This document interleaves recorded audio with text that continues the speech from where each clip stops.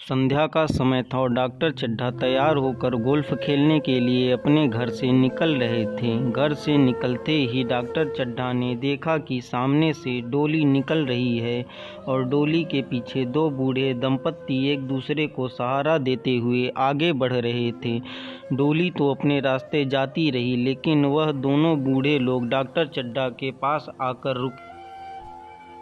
Doctor Chadha ने उनसे कहा, कौन हो तुम और यहाँ क्यों आए हो? तब बूढ़े ने जवाब दिया कि सरकार, मैं बहुत गरीब आदमी हूँ। मेरा 7 साल का बेटा बहुत ज़्यादा बीमार है। उसने 4 दिन से आंखें नहीं हैं। डॉक्टर साहब, अगर आप एक नज़र मेरे बेटे को देख लें तो मेरे बेटे की जान बच जाएगी। डॉक्टर ने कहा, कल सवेरे आना। डॉक्टर चड्ढा ने कहा, क्योंकि यह मेरे खेलने का समय है। बूढ़े व्यक्ति ने कहा, मैं बहुत गरीब हूँ। आपकी दया से मेरे घर का चिराग वापस जल सकता है। मेरे 7 बेटों में से अब सिर्फ यही बेटा बचा है। इतना कहने के बावजूद डॉक्टर चड्ढा ने कोई हरकत नहीं की और उस व्यक्ति को नज़रअंदाज करके अपने रास्ते चल पड़े। यह सब देखकर बुजुर्ग व्यक्ति ने अपनी पगड़ी उतार कर डॉक्टर चड्ढा के कदमों पर रख दी, लेकिन इससे भी उनका फैसला नहीं बदला और डॉक्टर चड्ढा घर से निकलकर अपनी मोटर पर बैठकर गोल्फ खेलने के लिए आखिर चल ही दी। उस बुजुर्ग व्यक्ति ने मोटर के चलने के बाद भी पीछे से बहुत आवाज़ दी, लेकिन फिर भी इसका कोई असर डॉक्टर चड्ढा पर नहीं पड़ा। मोटर के चले जाने के बाद बूढ़ा व्यक्ति कुछ पल के लिए मूर्तिमय हो गया, क्योंकि उस व्यक्ति ने इससे पहले इतनी कठोर घटना कभी नहीं देखी थी कि किसी व्यक्ति की जान से बढ़कर किसी के लिए अपना खेल जरूरी है। मोटर गाड़ी के काफ़ी दूर निकल जाने के बाद भी वह बुजुर्ग उसी तरफ देख रहा था। उसे शायद उम्मीद थी कि डॉक्टर चड्ढा वापस आ जाएं। मोटर गाड़ी से काफ़ी दूर निकल जाने के बाद भी वह बुजुर्ग उसी तरफ देख रहा था। उसे शायद उम्मीद थी कि डॉक्टर चड्ढा वापस आ जाएंगे, लेकिन डॉक्टर चड्ढा वापस नहीं आए और उसी रात्रि बुजुर्ग के परिवार का आखिरी चिराग भी बुझ गया। उनका हंसता खेलता बच्चा भी अपने बालपन को छोड़कर मौत के आगोश में चला गया। दोनों ममता के अंधकार में डूब गए। यह घटना बिन कहे कई सारी बातें कह देती हैं। पुराने ज़माने की तरह अब लोग अपना काम छोड़कर दूसरों की मदद करने के लिए नहीं आते हैं। अपना काम तो छोड़ो, लोग अपने आमोद प्रमोद की चीज़ें भी नहीं छोड़ते, भले ही किसी की जान ही क्यों न चली जाए। इस घटना को काफ़ी साल बीत गए थे। वक्त के साथ साथ डॉक्टर चड्ढा ने अपने कुशलता और मेहनत के दम पर पैसे के साथ साथ शोहरत भी कमा ली थी। डॉक्टर चड्ढा के 2 बच्चे थे। बेटे का नाम कैलाश था और बेटी को संध्या कहकर पुकारते थे। संध्या की तो कब की शादी हो चुकी थी, लेकिन कैलाश अभी कॉलेज में पढ़ता था। कैलाश एक धैर्यशील और बुद्धिमान लड़का था। कैलाश में वह सभी गुण विद्यमान थे जो एक सज्जन और एक गौरवपूर्ण युवक में होते हैं। कैलाश न सिर्फ गुणों से अच्छा था, बल्कि उसका रंग रूप भी काफ़ी आकर्षक था। इस वर्ष कैलाश की 20वीं सालगिरह मनाई जा रही थी। कैलाश के सालगिरह के अवसर पर डॉक्टर चड्ढा ने बहुत बड़ी पार्टी का आयोजन किया था। इस पार्टी में शहर के जाने माने लोग और कैलाश के कॉलेज के भी सभी दोस्त आए थे। इस पार्टी में कैलाश की प्रेमिका मृणालिनी भी आई थी। कैलाश को बचपन से ही सांप पालने का बहुत शौक था, क्योंकि यह कला उसने एक सपेरे से सीखी थी।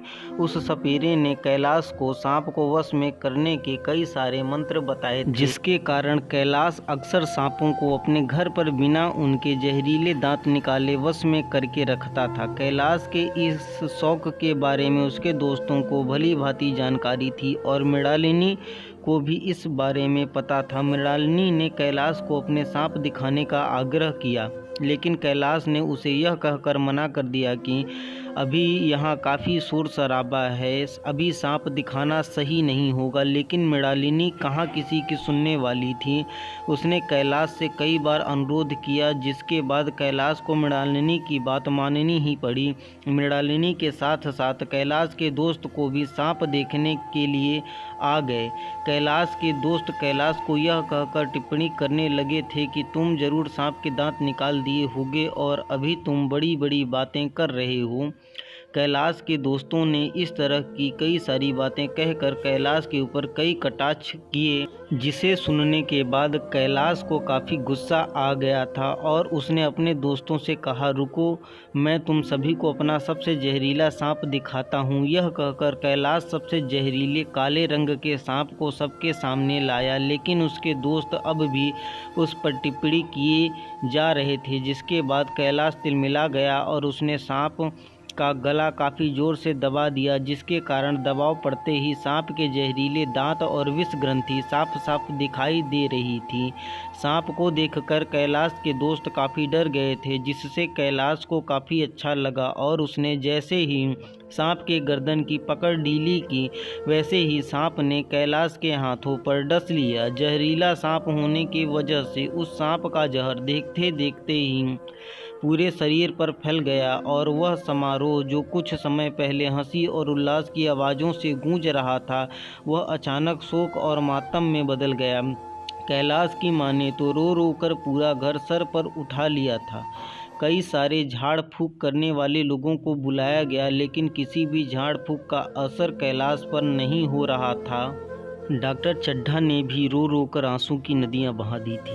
उन्होंने यहाँ तक कह दिया था कि आज जो मेरे बेटे को बचाएगा उसके नाम अपनी सारी संपत्ति कर देंगे, और कहने लगे, बेटे से ज़्यादा ज़रूरी उनके लिए और कुछ नहीं है। कई लोगों ने काफ़ी देर तक प्रयास किया, लेकिन कोई असर नहीं हुआ। तब लोगों ने उस बूढ़े व्यक्ति का ख्याल आया जो मंत्र कहकर बड़े से बड़े सांपों का जहर भी पल भर में उतार देता है। डॉक्टर चड्ढा ने अपने खास व्यक्ति को उस बूढ़े के पास भेजा। जब उस व्यक्ति ने बूढ़े को बताया कि डॉक्टर चड्ढा के बेटे को सांप ने काट लिया है और उसका कोई इलाज नहीं मिल रहा, तब बूढ़े ने जाने से साफ मना कर दिया। गांव के सभी लोग बूढ़े की इस प्रतिक्रिया को देखकर हैरान थे, क्योंकि वह बूढ़ा व्यक्ति बहुत ही अच्छा और दयावान था। जब भी किसी को उसकी ज़रूरत होती, वह हमेशा दौड़े चला जाता था। लेकिन इस बार उसने साफ इनकार कर दिया था, क्योंकि ये वही व्यक्ति था जिसके 7 साल के बच्चे की मौत सिर्फ इस वजह से हो गई थी कि डॉक्टर चड्ढा को गोल्फ खेलने के लिए जाना था। मना करने के बाद भी उस व्यक्ति के मन में अजीब सी हलचल चल रही थी। वह बार बार इसी बारे में सोच रहा था कि इस बच्चे की हालत क्या होगी, जिसके कारण उसके मन में बोझ बढ़ता जा रहा था। इसलिए बुजुर्ग ने अपने दिल का बोझ कम करने के लिए डॉक्टर के घर की तरफ चल दिया, जहां सभी लोग कैलाश को देखकर उसे मरा हुआ समझ रहे थे और डॉक्टर चड्ढा को आश्वासन देते हुए घर जा रहे थे। तभी वह बूढ़ा व्यक्ति डॉक्टर चड्ढा के घर पर पहुंचा। उसने कहा कि अभी देर नहीं हुई है। उसने डॉक्टर चड्ढा को कहा कि इसे नहलाया जाए। सभी लोग बाल्टी बाल्टी पानी लाकर कैलाश को नहला रहे थे और बुजुर्ग व्यक्ति मंत्र पढ़े जा रहा था, जिसने कुछ समय बाद ही कैलाश की आंखें खुल गईं।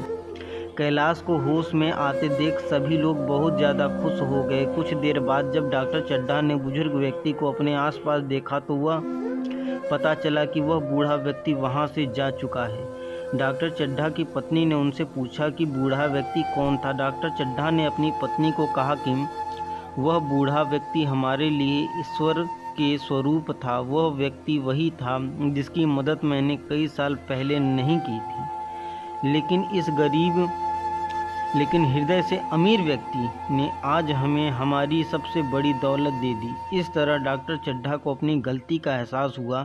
इस घटना के बाद डॉक्टर चड्ढा ने अपने ऊपर घमंड की जो पट्टी चढ़ा रखी थी उसे उतार दी, जिसके बाद वह सभी लोगों का इलाज खुले दिल से करने लगा।